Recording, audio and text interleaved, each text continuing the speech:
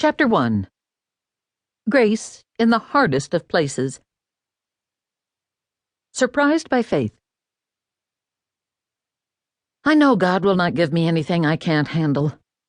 I just wish He didn't trust me so much. Mother Teresa.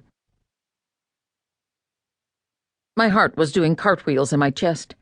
I was sure I must be having a heart attack. First, I took long, deliberate breaths. Then I coughed hard, thinking that would jolt the fist-sized pump inside my chest into functioning properly.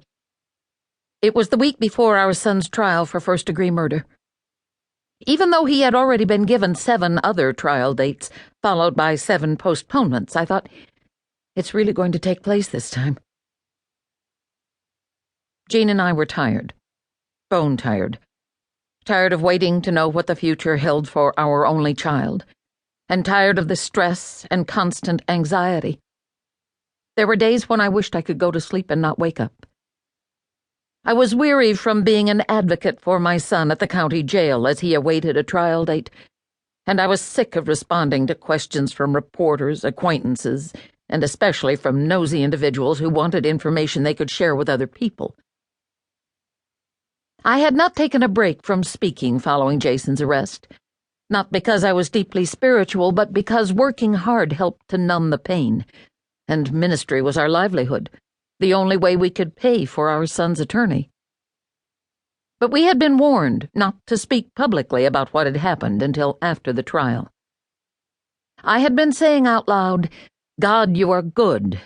You are trustworthy." But was I saying those things because they were programmed into me by my family and my ministry background? Or because I really believed them? 30 months after our son's arrest in Florida, his trial began. And 5 days later, he was convicted and sentenced for first-degree murder. We returned home to Michigan weighed down with fear for our son's safety in prison, apprehensive about the future for his family and ours, uncertain about how to begin the appeal process, incredulous that we could be living a story that was so foreign to our former life, shocked that our prayers seemed useless, and overwhelmed by questions we couldn't answer.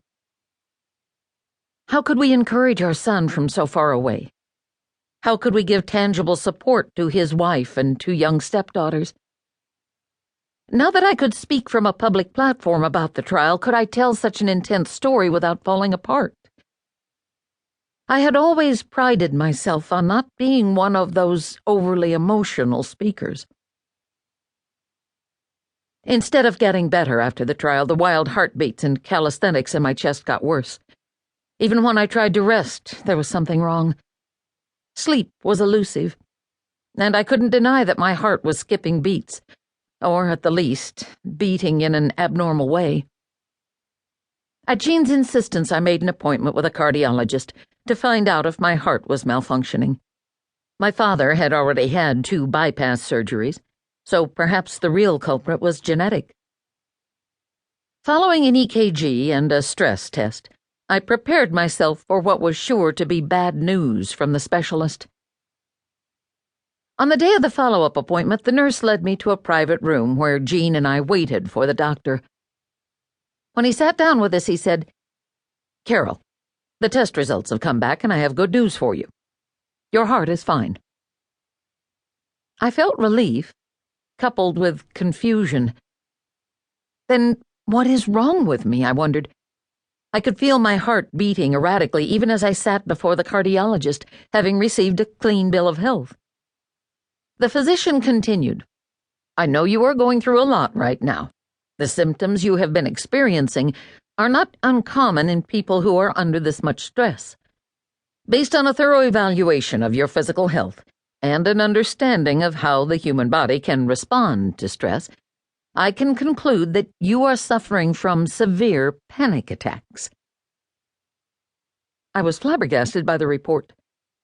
How was it possible that my anxiety was so out of control? Didn't I trust God enough? Wasn't I clinging to the biblical truths I'd known from my earliest years in Sunday school? I had memorized many of the "fear not" scripture verses, and I had not given up on my faith, even after Jason's conviction.